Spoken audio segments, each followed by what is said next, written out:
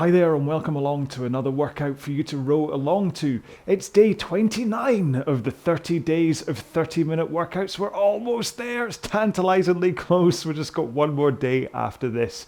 Now, as being, in my case anyway, I've just done two rather intense sessions. I did a mid-tier as 27 and a top tier as day 28. Today, we're going right back down into a bottom tier workout. It's going to be really simple, really low level, low stroke rate, low pace in order to let body recover, to kind of consolidate on everything that you've done over the past couple of days, and also to make sure that our bodies are prepared for day 30, which is going to be back up to our top session. So having done a top session yesterday, I'm going bottom and then top again.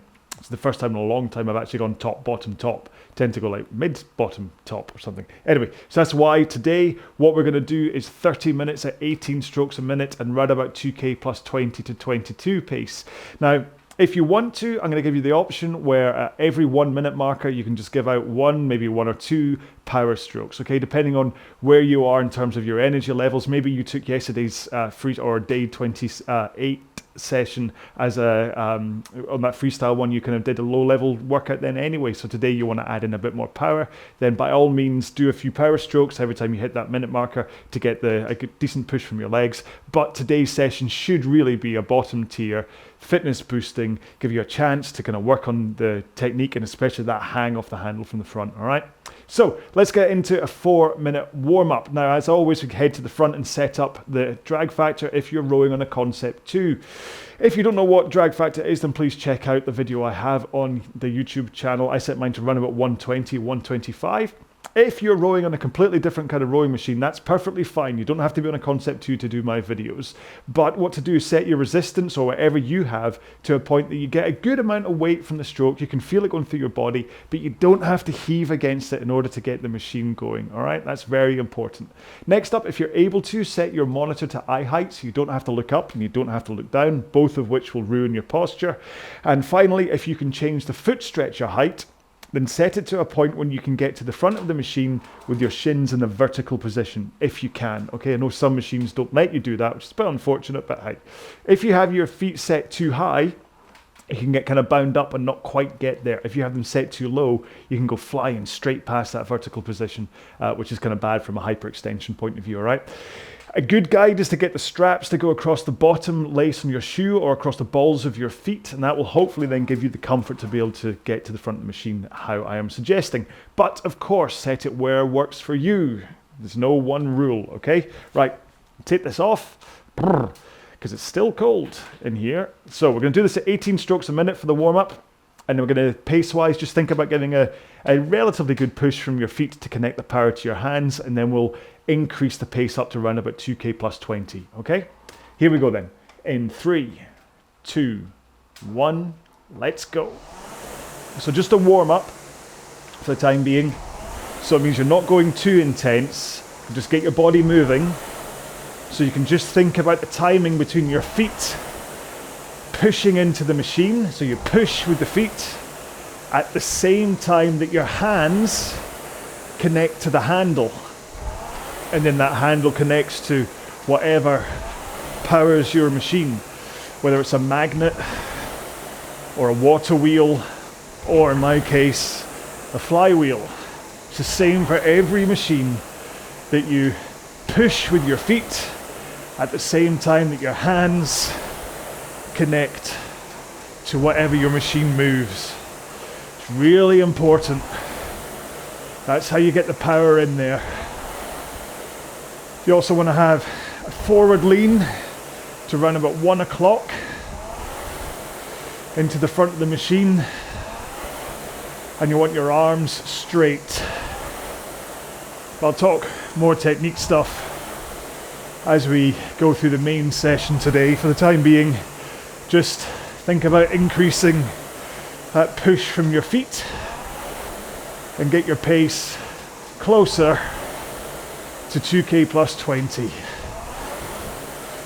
And if you don't know what I mean by 2k pace, then it's based around rowing a 2 kilometer time trial and dividing the resulting time by 4 to give you the average time to cover 500 meters in your 2k time trial. And so when I say 2k plus 20, you go 20 seconds slower than your 2k average 500 meter pace. All right, let's put one foot on the ground, continue rowing. Don't worry if you haven't done a 2k and you don't have a training time. You can kind of do it by a rate of perceived effort. How hard out of 10 you think it should be. Hang on. I'll take one more stroke here and then we'll swap feet. And today's row should be around about 5 out of 10. Bearing in mind, 1 out of 10 is sitting on the couch eating a bag of crisps, watching a good movie or something. So 5 out of 10 is when you start kind of really putting in some kind of exercise. One more stroke here, and let's put both feet in the straps, legs straight, and just row with your back and arms. So swing over your back, pull in your arms. It's important that you've got nice straight arms as you start. Okay, so straight arms, then swing over your back, and then pull them in. Then get your hands away to set up those straight arms. Tilt over your hips. It's very important, this part of the rowing stroke. Right, roll to the front of the machine with arms straight, forward lean. And just press out with your legs. Not too hard, because I want you to try to hold this position and not kind of recoil from it, just so you can get used to pushing out the front of the machine in this forward lean and straight arms. Then get that timing right of your foot press to the hands connecting. One more. Oh. All right then. So I'm just going to quickly load today's session in from Ergzone. Bonk. Let's see. 2 clicks, and that's it already. Pre-programmed my monitor to a 30-minute row with 5-minute splits, so I can come back afterwards and take a look to see how I got on every 5 minutes to see how kind of consistent my row was. Have a quick drink. Now remember, we're doing today's half-hour row at 18 strokes a minute and at around about 2k plus 20 to 22 pace. So it's a very simple row. I know that 18 strokes a minute is a little bit destabilizing for a lot of people, but trust me, it really is about flow and rhythm, which I'll talk to you about as we get into this row. Okay, it's just one of these, I've said before, it's one of these things that if you're a little bit about doing them, you're unsure about it and the rhythm and things, avoiding it isn't going to make it any better. So what you're best to do is just do it. And the whole point of this row is that it's so good for you that once you get into it, the fitness boosting capability from it and all that kind of stuff is so good, so you don't want to avoid it. All right. So, are you ready for this? So we're doing this at 18 strokes a minute, 2k plus 20 to 22 pace, and at every minute marker, if you want to do 1 or 2, maybe 3 power strokes, it's up to you. I'm not going to call them out all the time because, well, that could get dull. And frankly, that's not what this row is about. I'm just giving you that option just to try and break it up a little bit, all right? So here we go then. In 3, 2, 1, let's go. After all, over this 30 days of 30-minute workouts, I think I've only done 1 or 2 straight 30-minute rows at the same stroke rate and same pace. I've tried to break them all up into varying pace and stroke rates splits, but because the past 2 days have been right up there intensity wise, then this is the perfect session to just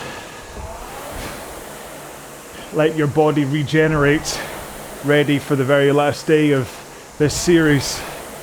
I know I said I wasn't going to call it out, but after this stroke, if you want to do some power strokes, then go ahead. Big push from the legs. Remember, the power comes from your legs, okay?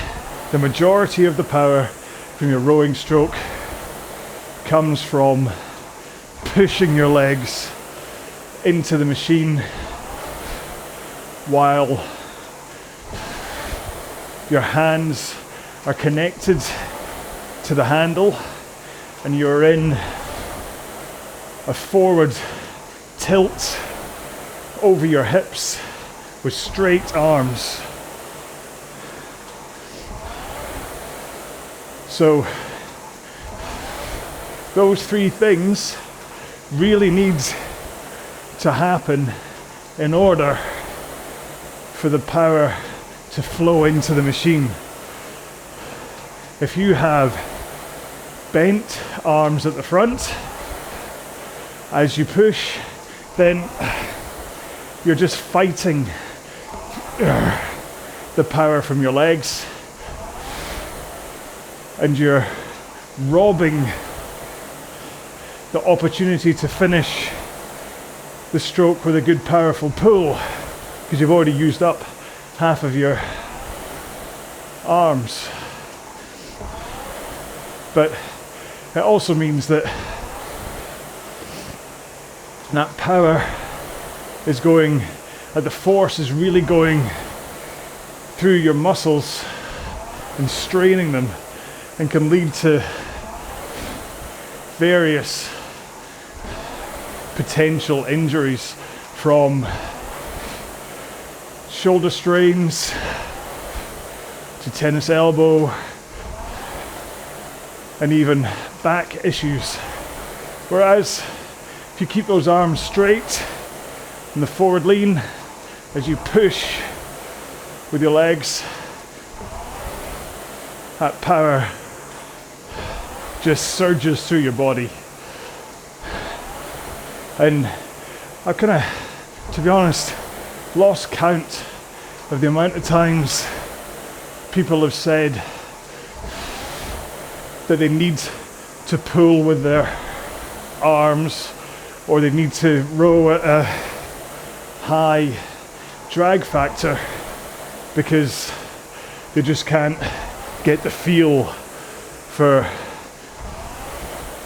pushing with that forward lean. And the fact is, they then send a video and they're like this as they row, leaning backwards. And it's no wonder. There's just no way to really get that hang off the handle in this position and get the power in from your entire body. Whereas in this forwards position, I can push with my legs, the power flows through my body into my hands, and I can then add in the swing of my back over my hips, which adds in enough power that you want to do it, put it that way. And then everything leads in to a natural, powerful finish with the handle into your chest.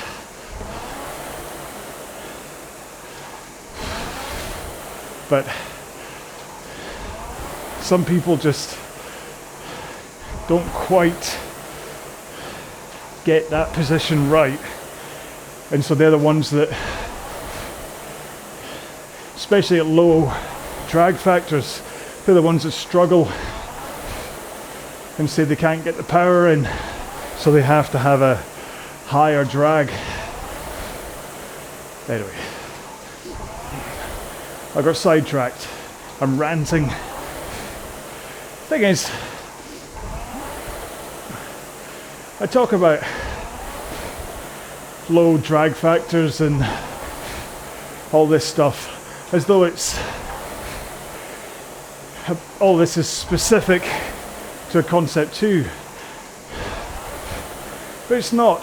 The only thing that separates different rowing machines really is how far forwards you can get to the front of the machine. So every time somebody posts a question about what's the best cheap machine to buy, and then they maybe post a few examples of cheap machines they've seen, the simple answer is the one that lets you get to the front with your shins in a vertical position, arms straight out in front of you, and that forward tilt over your back. So, concept 2, water rower, RP3, and a few other rowing machines are all set up this way to allow me to come forwards with my arms straight and a forward lean, and to slide far enough forwards on the machine that my shins are vertical. Remember, I've already had my little rant about how they are the 3 kind of macro positions you're looking for. I mean, there's also quite a lot of other things, like make sure your posture is up on your sit bones rather than rounded and back, neutral chin, relaxed arms and stuff. But at the very core, if you can find a machine that lets you get into this position, shins vertical, arms straight out in front of you, forwards tilt over your hips, then it just comes down to lastability, price, what the monitor display gives you, what kind of resistance or weight you get out of the stroke. But the number one thing is to get into this position, because it's so important.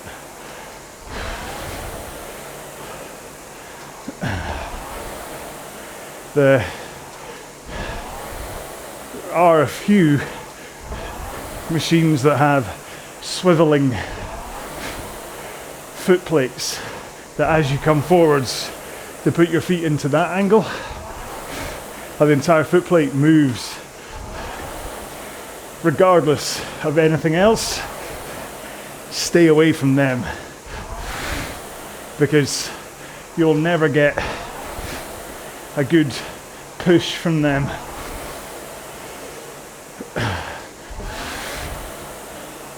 But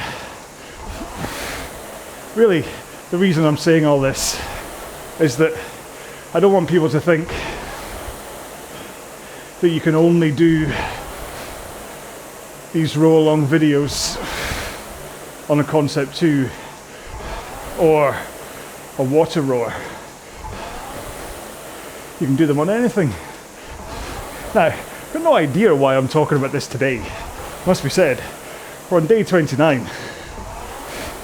This kind of nugget of information would have been much better given out in, like day 1. But, like I've said a few times, I don't sit there and have a script about what I'm going to talk about before I start a row.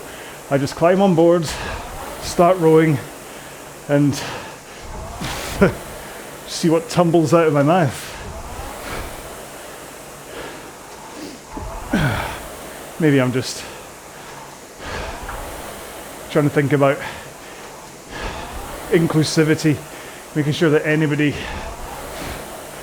is comfortable to row these, and that I'm not saying you have to use concept 2s.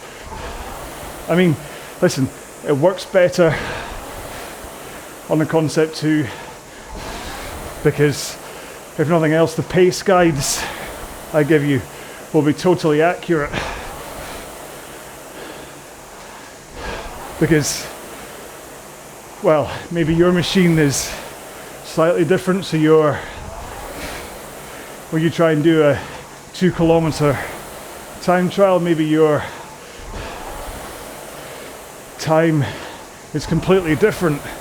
Maybe it comes out at like 10 minutes on whatever machine you're using,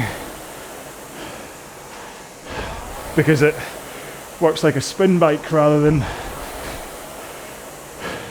using the setup of a concept 2, which then means my 2K plus could have you rowing a lot slower than you should be.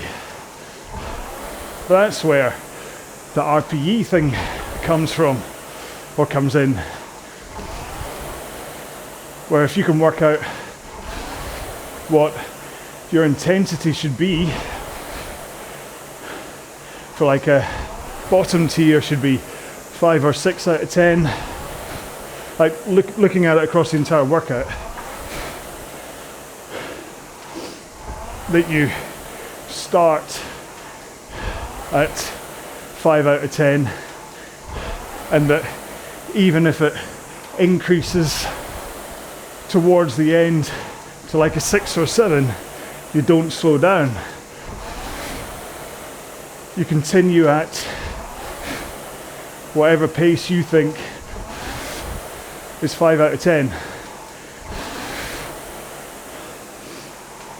And then the mid-tier stuff, that's around about 7 or 8 out of 10. And the top tier stuff is a 9 or 10 out of 10. But listen, all this pacing guide, no matter what, whether you're on a concept 2 or not, it does take a while to get used to what your body can maintain, how to pace yourself and things. And that's important when it comes to doing longer rows like 5Ks or 10Ks and things. I mean, I remember my first ventures into time trials. I figured I could just strap in and row as hard as I could until I finished. And that approach might work for like a 500 meter, but the tail off, especially across a 10 kilometer row, the tail off from starting off at max speed and power ends up quite large. And then you can slow right down. You tend to go a lot slower as you recover, and then tend to speed back up to pretty much the pace you should have started off at.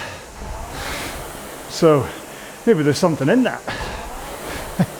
Maybe you should start off a 10K at an eye-bulging sprint pace, screaming up and down the machine. Just go, ah! Completely destroy yourself after about 4 minutes, and then you have to limp along for another 3 or 4 minutes, and then you can pick up where you left off at a pace that you suddenly, your body just falls into, is a lot closer to what you should have started at. You can tell it's getting to the end of this series. I'm kind of all over the place chat-wise now. I'm not even talking technique anymore. But again, I figure we've been through 28 days together so far in this series, and I think you've heard me talk technique quite a lot, so I don't need to spend this whole half hour talking about just technique. We have mentioned the most important macro elements of the stroke, that forward lean with straight arms and shins vertical at the front. But, oh crikey, I promised I'd talk about fluidity and rhythm from the start. Sorry. Can I say from the start of 12 minutes? Start of 12 minutes to go. Edit that in. Right, let's talk about that then. Sorry guys and gals. I should have written that down. So, if you struggle with these low stroke rates, there could be a few reasons why.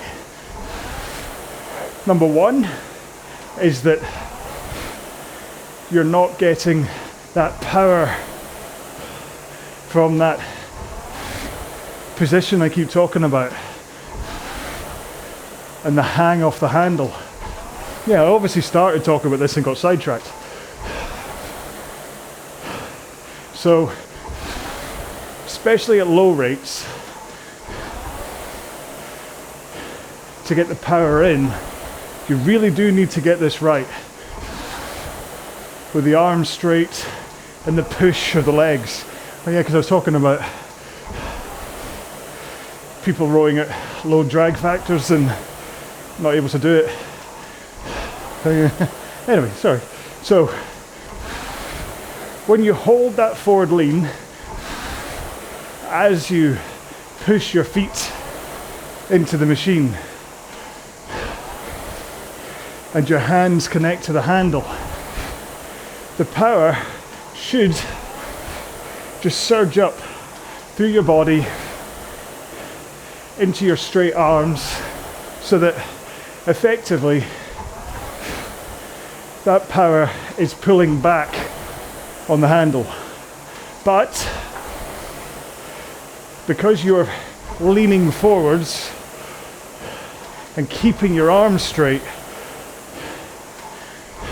you're not actually pulling on the handle. The force is just flowing into the handle so that you're hanging off it. You don't actually pull until here at the back of the stroke. So push, pull. Push, pull. The difference is that you have a swing over your back in the middle of that. So push, swing, pull. Push, swing, pull. But as your back swings, your legs are still pushing. Push, swing, pull. And so that's how you, at a low rate, really surge that power in. It's not a straight line of power. You don't just go whoop. It's like it basically is a curve. Concept 2s have a screen called the force curve, and that's what this should feel like, is that as you drive through the stroke, it goes a big curve that fades off at the back, and that force at the front should really woof really quick up into that curve, especially at these lower stroke rates. And that's what kind of slows down the drive phase. Hang on, I'm going to do this rest of this strapless.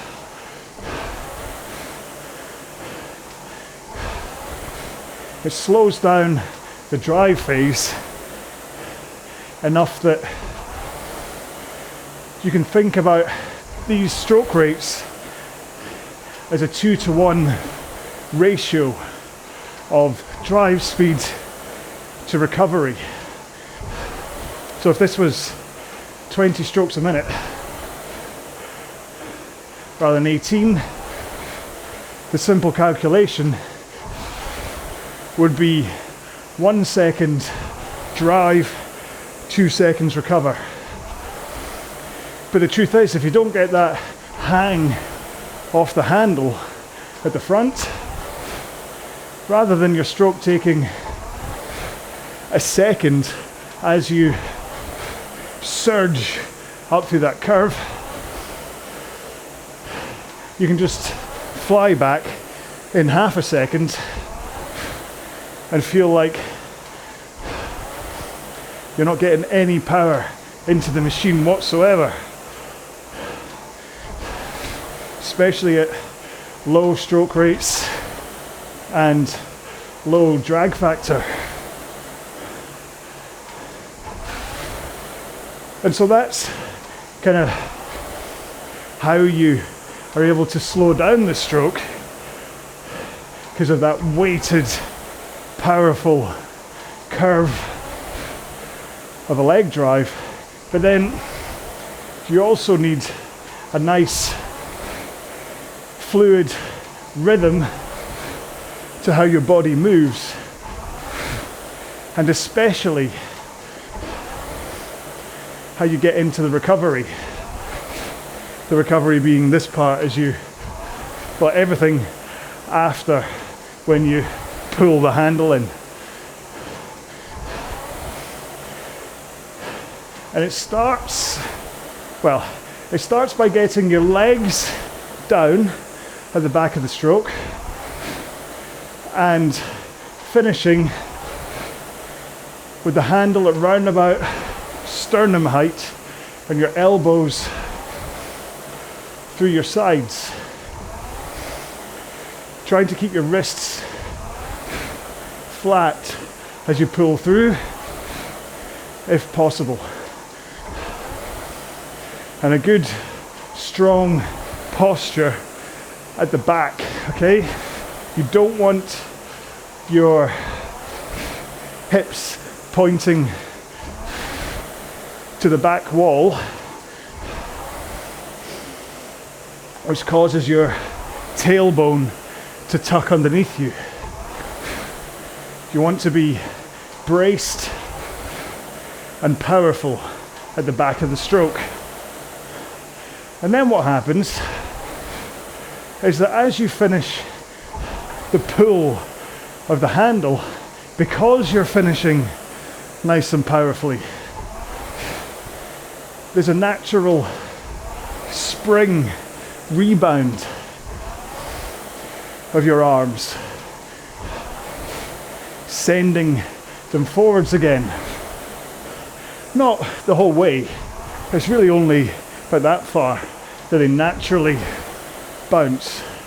But all you have to do is continue the momentum that's already begun So your hands start to move out, and because of your good posture, as everything moves forwards from your arms, it triggers that lean forwards of your body. So that then all you have to do, once your hands are past your knees, is bend your knees, and you will roll towards the front of the machine again in the perfect position to start the next stroke. Now, this can fall apart quite easily. If your posture is poor at the back, then chances are you're not getting the hands away and that tilt forwards. Or what can happen is that people row upright. Okay, let's see if I can do it. Very rigid. And it's very robotic. And I just can't get any power in here because that swing over my back is gone and I have no real fluid momentum to take me forwards again. This is like a dance. You want the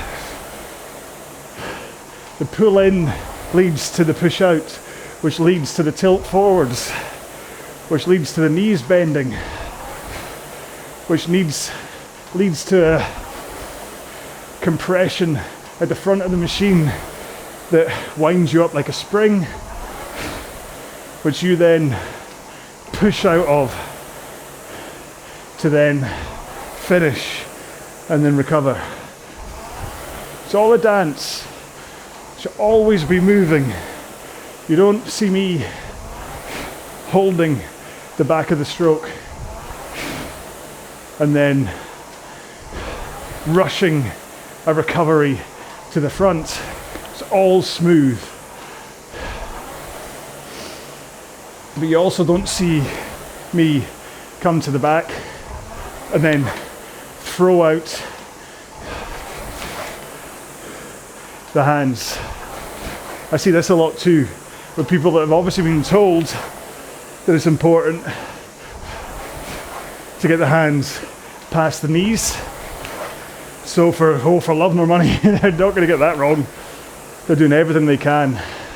But it destabilizes that rhythm, that flow, to be able to row at low stroke rates. And all it is a good drive and then a very fluid recovery. And you don't, I'm talking rhythm. You don't need to be a drummer, a good dancer, or whatever. You just let your body move between all the phases. There's 2 more strokes to go. I'm going to continue for a couple of strokes, but what I'm going to do is slow it right down. So drive, and then hand away, tilt, knees, drive. So it's still a powerful drive, but I'm slowing the recovery right down. And this is a great slow-mo exercise to take you through what you should be doing in the stroke. Powerful drive out from the front, hands rebound away using the natural bounce of your rib cage and your ligaments, and then those arms away trigger that forward lean, so that hands away, forward lean, then you bend your knees. And when you're in this position, your arms and your back are already in the perfect position. You don't need to straighten your arms anymore. You don't need to lean your back anymore. So you're not coming forwards like this and then having to somehow straighten up again, okay? Sorry. Here's me saying, I'm not even talking technique, and then I actually put a coda on the end that's all about technique. I'm just a random man. Right, so I'm just loading in a 2-minute cooldown. Again, 2 clicks on the phone, and thanks to Ergzone, it's already in there. Now I could continue to do this strapless. Now the only reason for doing these strapless is it sorts out like myriad issues with your technique in terms of slumping or whatever, because you just can't recover from the back if you're like this without straps, because you're like, how do I get forwards again? Like a beach turtle at the back. So that's why I did it. So these 2-minute cooldowns, I'm going to try and remember to always do strapless anyway, but just explaining why I did the last 8 minutes or so of the main session that way. So 2-minute cooldown, I mean, that was a very gentle row anyway, so pick a pace around about 2k plus 30 if you wish, and then let's just slow it down into a stop, okay? So in 3, 2, 1, let's cool down. But still keep that technique right. Even if you want to do what I was doing at the end of the main session and slow it right down, if you struggle with slow stroke rates, or even if you just struggle with the rhythm of the stroke as a whole, then just really do think about powerful drive out, arms away, tilt forwards, bend your knees. But slow it right down if you wish. Don't worry about your pace or anything. Just want to give a good push out the front so you can feel that weight of the machine. You still don't want to be just tickling it. You want to get a feeling for the majority of the power coming in at the front from your legs. Push, recover. Push, recover. It is the #1 way to add speed to your rowing, is to tighten up your technique and get this flow through the stroke so that the power comes in from your legs, your back and your arms, rather than just legs and arms if you miss out the backswing, or worse, if you just go kind of sliding, limping into the front, grabbing early with the arms and not really pressing with the legs. This is a very common gym stroke. That jolt of the handle into the machine, because it's all coming from the arms. I mean, hey, you get to show off your rippling biceps this way, but you don't get a cardio workout. You don't get the all over body workout that rowing is most known for. So anyway, right, that's me done with the cool up, even though I cool up, cool down. A cool up, what would a cool up be? How do you cool up? A warm, anyway. Yeah, you don't have to stop. You probably have by now, but you don't have to stop. You can keep on cooling down or climb off and do some stretching and things. I recommend hamstrings, quads, hip flexors, some twists for your back, supine twists, shoulders, biceps if you're an early grabber. And then for forearms, pray, and then just push down into that position. The only reason I show you the forearm one all the time is because it's really easy to show you. All the other ones aren't. I mean, shoulders you can kind of do, let's see, that thing where you kind of put your arm across your body and then grapple it slightly towards you with your other arm, and that's stretching kind of down here for me. But I'll do a video about stretching eventually. Right, who knows what was going on in my brain today? So well done for making it this far, because it was a bit strange. This is one of those ones where I'm sure people go, I'm just going to watch a video and just row along with the image of him rowing rather than listening to him. But hey, maybe you got entertained by my sudden blah, blah, blah. It's like I've got 10 boxes open in my head, and I was just plucking information out of all 10 of them, and that's what suddenly came out today is my chat during the row. But hey, listen, I could be sitting here the whole time saying, come on, you can push it, you can go harder, come on. Don't know why I'm being American. But I could just be sitting here just yelling rubbish at you, that you're just going to eventually just be like, there'll be like a wall of noise at you, that you just wouldn't get anything out from it. So I tend to talk technique a few times in chunks through the rows so that I can talk about it, and then before you switch off I start talking about some other randomness, like rowing a 10k at the wrong speed or whatever, and then I'll come back into technique again so that it's not just white noise at you. But that said, it could even just be white noise anyway, you just pluck little bits of info from it, but as long as it's kind of keeping you going, that's the point. They can't all be me being terribly entertaining and windswept and interesting. Yeah, but hey, what am I doing apologising for the stuff I talk about during my row? Oh, sometimes I'm so British. I'm sorry I didn't entertain you. Should I juggle for you next time? I could get some balls and I could juggle for you. I don't have any. I can juggle 3 balls. Yeah, shall I do a stand-up routine next time? I'm kind of hoping that if you're here, and especially on day 29, then you're quite willing to put up with my rubbish. That's how selfish and self-absorbed I am. No, I just, you know, they can't all be the same. And plus a row like today is, tomorrow's row, day 30's row, is going to be a fast one, okay? What we're going to do, I'll say, so it's the 30th day, and as I'm doing this in November, which you don't have to be doing it in November, you can do it in July if you wish. The 30th day is on the 30th of November, and it's going to be for 30 minutes. So what we're going to do is we're going to do 30 seconds at 30 strokes per minute, and then we're going to take 30 seconds rest. And we're going to do that 30 times, because that's a lot of 30s. And it's going to be tough. I mean, that's going to be 15 minutes worth of hard rowing. It's going to be 30 seconds on, 30 seconds off, 30 times. And I want you to try and get up to kind of like 2K pace if you can.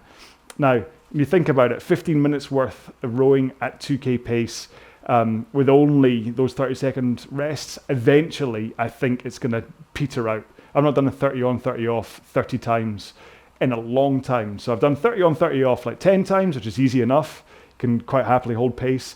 20 times, you start to really kind of find it tough towards the end. 30 times, it's pretty much uncharted territory for me. So we'll see how we can get, but the point is to try and hold 2K pace at 30 strokes a minute, 30 times with 30 seconds off after each one of them. It's a lot of 30s. So that's why today was that real low level recovery, regenerative row, and why it didn't need to be me throwing platitudes at you saying, come on, you've got this, whatever, because tomorrow's going to be filled with it. Because by the time we get to like the 12th or 13th interval, it's going to get harder and harder to maintain your pace. And so that's when I'm going to start to say to you, just keep on pushing, just keep that power coming in, hold your pace, hold your form and whatever. So rather than just throwing it at you today at an 18 strokes a minute row, I'll give it all to you tomorrow. Ha ha, says he. Right, I'm going to go because it's lunchtime, and quite frankly, it's always, see, Monday mornings, because this is done on a Monday mornings, I always go a little bit loopy because I'm absolutely starving, because I have eaten over the weekend a little bit more than normal, and so it's like almost like my body's like, just give me that food again, stop giving me a 16-hour fast, you big loony. And so that's where I am. So it's, yeah, I'm just at the end of my 16-hour fast, so I'm now going to head in and have a lovely chicken noodle, kind of like a miso soup chicken noodle thing, which is very nice. But yeah, I think that's why I tend to go a little bit mad on Mondays, and then a little bit mad again on Fridays when my body's like, hey, we're getting spaghetti bolognese. So my entire body is run by its options of food, really. I am happy when I eat, I'm mad when I don't eat. So anyway, right, okay. Thank you so much for putting up with me. I mean, it's times like this, you know, every now and then I will raise up a question about why don't I get as many views as Dark Horse and Training Tall? I mentioned their names. Sorry, I tend to not actually mention them by name because, well, for a start, I don't want you to go and seek them out and to go, oh, crikey, there is someone else that does this. But also, I don't really want to involve them in this because I don't think they don't even know who I am. I'm a midge on the windscreen of their YouTube channel, so to actually mention them by name is a bit mean. But anyway, yeah. So every now and then I do kind of compare myself. I do a video, I get 1,000 views. They do a video, they get 150,000 views. And so every now and then I do go, oh, why is that? And then I make a video like this one, and then that's when I kind of go, yeah, maybe that's why. Maybe if I just kind of stuck to point, took my shirt off, stuck to the point, said, hey everyone, let's go. I'm going to give you a killer workout. Let's burn some calories. And then just did the row and then went, right, see ya, bye. And none of this nonsense. Maybe I'd get more viewers. But hey, on the other side, in years to come, my kids will watch this and go, that's why Dad was in the garage all the time. Really? Oh, crikey. Anyway, right. I'm going to go because this has gone on way too long and I've started to go even madder than normal. So thank you so much for putting, really seriously, thanks so much for in fact, for a hashtag for today, let's just put patience, okay? Because you're very patient with me as I go through what's quite obviously turning into a midlife crisis and a breakdown. So yeah, patience. Thank you so much for letting me try and be entertaining towards you. Yeah, and for taking up so much of your life. I will see you. Oh, see, even my watch is saying, "Hey, stop talking. It's time to go." I will see you in either day 30 or another workout. And yeah, please look after yourself. Stay safe. Be well.